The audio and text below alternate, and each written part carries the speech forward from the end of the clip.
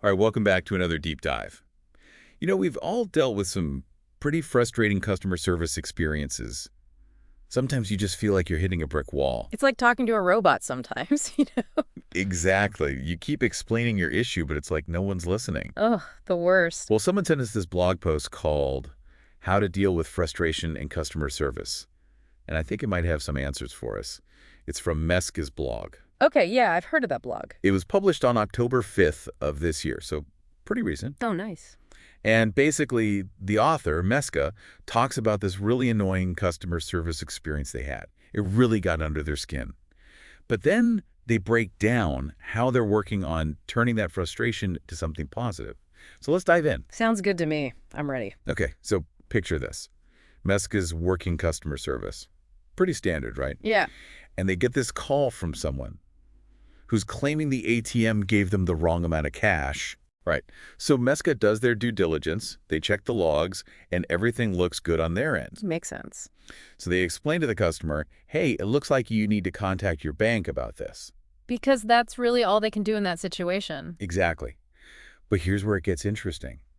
The customer keeps calling back Oh, no. over and over again, Yeah. demanding that Meska fix the problem. Can you imagine? It's like they don't even hear what you're saying. Like you said, a brick wall. Yeah, and it's no surprise that Meska starts feeling this loss of control. Like they're stuck in this endless loop. Yeah, and that's where that primal frustration kicks in. You know, we humans, we like to solve problems. It's in our nature. Exactly. But when we're in a situation where we can't fix things, especially when it feels like we should be able to, well, it drives us up the wall. And it's that perceived lack of control that really fuels the frustration. Meska realized this and decided to start thinking about ways to manage that feeling, even when the problem itself is out of their hands. Because that's key, right? Finding ways to cope even if you can't control the whole situation. So Meska came up with a few strategies, and the first one is all about setting boundaries. Boundaries with a customer. I know it sounds counterintuitive, right? But hear me out. It's not about being rude or dismissive. Oh, okay. It's about protecting your own energy and sanity. And also, it can actually help the customer get to the right solution faster. So how do you set boundaries with someone who's already frustrated? Miska's example is to explain the situation fully, one CE, and then redirect. Like, I understand you're upset, but I can't personally fix the ATM. Here's the number for your bank. They're the ones who can help you with this. Exactly. You're acknowledging their feelings, but you're also drawing a line in the sand. Yeah. You've done your part, and now it's up to them to take the next step. Makes sense. It prevents you from getting sucked into that loop of repeating yourself endlessly. Exactly. And that brings us to Meska's second strategy, which is all about accepting your limitations. You can't solve every problem, and that's okay. Easier said than done sometimes, right? Oh, absolutely. We all have that inner drive to fix things, to make everyone happy. It's like we think we should be able to handle everything. Right. But the reality is, sometimes the best thing you can do is point someone in the right direction and let them handle it from there. You're basically saying this is outside of my control. Exactly. And accepting that can be incredibly freeing both for you and the customer. So, set boundaries, accept limitations. What else does Meska recommend? Okay, this next one is the one I struggle with the most. It's about having empathy for the person who's frustrated. Oh, that can be tough. I know, right? But Meska makes this really good point that often these difficult customers are acting out because they feel helpless themselves. It's true. Everyone's fighting their own battles. Think about it. You're stuck on hold for like an hour waiting for customer service, and when someone finally picks up... Oh, you just want to yell at them, Yes. even though it's not their fault. Exactly. It's like our frustration spills over onto whoever happens to be there. Like that time, my internet was down for a whole week. I finally got through to someone, and all they could tell me was that they couldn't fix it. I was so mad. It happens to the best of us. So the key is to remember that their anger, their frustration, it's not really about you personally. It's about the situation. They're just lashing out because they don't know what else to do. Which is why having a little bit of empathy can go a long way. It helps you stay calm, and it can even de-escalate the situation. Okay, so we've got setting boundaries, accepting limitations, and having empathy. What's Meska's final tip for dealing with these frustrating encounters? This one's all about self-care. Taking a moment to reset after a draining interaction. Oh, that's so important. Because, let's face it, dealing with frustrated people can be exhausting. It's emotionally draining. Like, do you think people take mini meditation breaks between calls? It doesn't have to be that formal, just a few deep breaths. Yeah, that makes sense. Or step away from your desk for a minute. Just to clear your head. Exactly. Even a quick stretch can help you regain your composure. Like hitting the reset button on your emotions. Exactly. It sounds silly, but even just a minute of focused breathing can do wonders for lowering your stress hormones. And that ties into Meska's final thought, which really resonated with me. They said, you can't always prevent frustrating situations, but you can control how much they affect you. That's a powerful statement. So true. It's not about becoming immune to frustration. It's about choosing how we respond. And that choice, that's where we find our power. It's about taking back control of our own experience. Okay, so to recap, we've got 4 strategies. Setting boundaries, accepting our limitations, having empathy for the other person, and taking a moment to reset. It seems like these could apply to way more than just customer service, right? Oh, absolutely. Think about your workplace, relationships, even just dealing with daily annoyances. These are valuable tools for navigating life's frustrations. Meska ends their post with this really thought-provoking line, "It is what it is." What do you think they meant by that? That's a good question. I think it's about surrendering to the reality of the situation. Sometimes you just can't change things, no matter how much you want to. It's about recognizing that and choosing to work with it instead of against it Exactly. Because fighting against reality just leads to more frustration. and more suffering. Exact. So accepting what you can't control actually frees you up to focus on what you can. Which is your own thoughts, your own feelings, and your own actions. And that's where we find true peace, Yeah. even in the midst of chaos. I like that. Peace in the midst of chaos. It's a powerful idea. It's Yeah. like once you stop resisting, you can finally start flowing with the current, even if it's taking you in a direction you didn't initially choose. It's a shift in perspective from why is this happening to me to what can I learn from this? And that shift can make all the difference. So we've explored Meska's frustrating experience and the strategies they developed for dealing with it. What are your thoughts so far? Which of these resonated most with you? I think for me, the biggest takeaway is just how much power we give away when we let frustration take over. It's like we hand over the reins to our emotions, and they just take us for a wild ride. Exactly.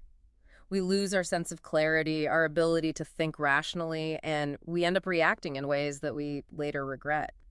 And Meska's story is such a good reminder that we don't have to be at the mercy of our emotions. We can choose how we respond.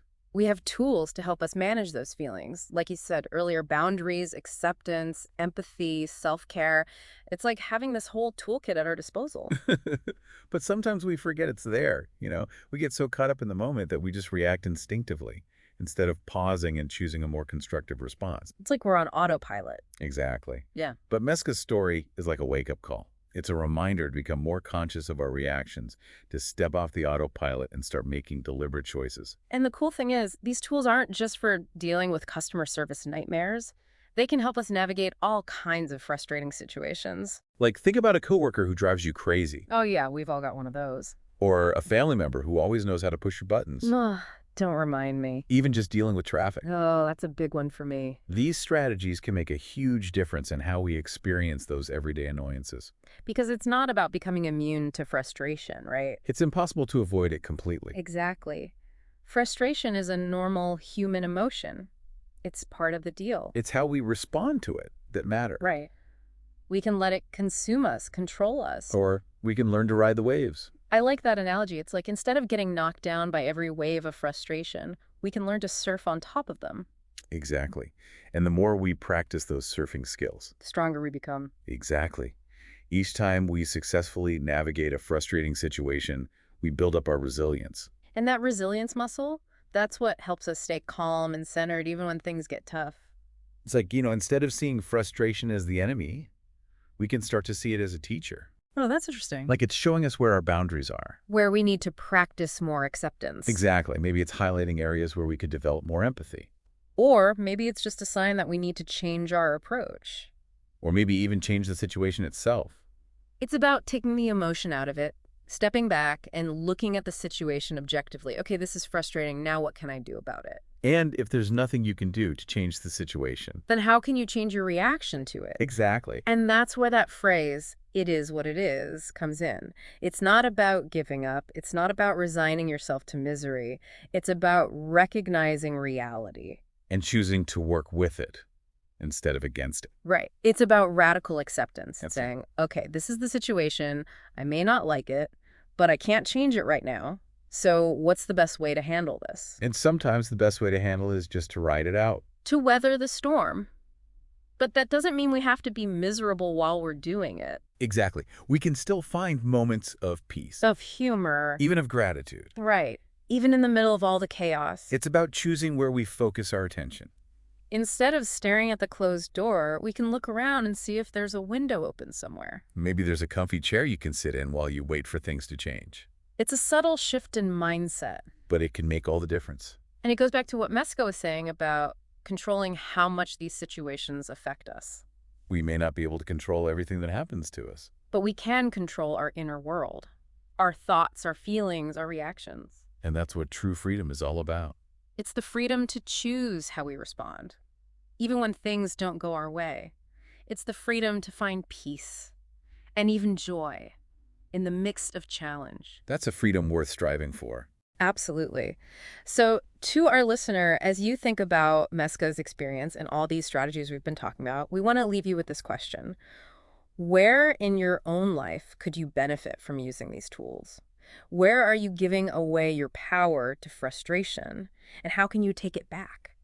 You know, it's funny, we go through life, and sometimes we kind of forget that we actually have a choice in how we respond to things. Yeah, it's like we're just on autopilot reacting the same way every single time. Even when those reactions aren't really helping us. Totally. We're just stuck in these old patterns. In Meska's story, I think it's like this wake-up call. Definitely. It's a good reminder to be more mindful. Yeah, to step off the autopilot and actually choose how we want to react. Exactly. And what I love about this whole conversation is it's not just about customer service, right? Oh, definitely not. This is about life. This is bigger than customer service. It's about developing this whole new way of being in the world. One that's grounded in resilience and empathy. And just, being aware of ourselves and our reactions. Yeah, being self-aware. That's huge. And it all starts with that acceptance, right? It is what it is. Not in a defeatist way.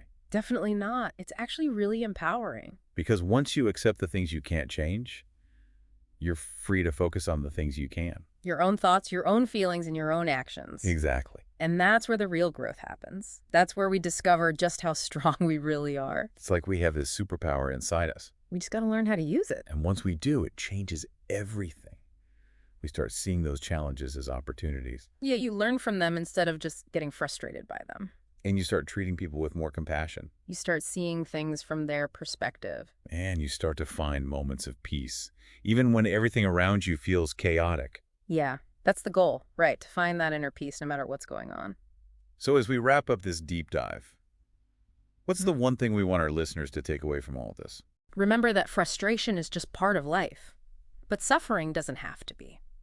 You can't always control what happens to you, but you can control how you respond. I love that. You always have a choice. Yeah. And in that choice, you find your freedom. Exactly. So to all our listeners out there, thanks for diving deep with us today. We hope this conversation has given you some new tools and perspectives to help you deal with all those little frustrations that life throws your way. And remember, even the most challenging situations, they can teach us something. If we're open to learning. Exactly. Until next time, keep diving deep.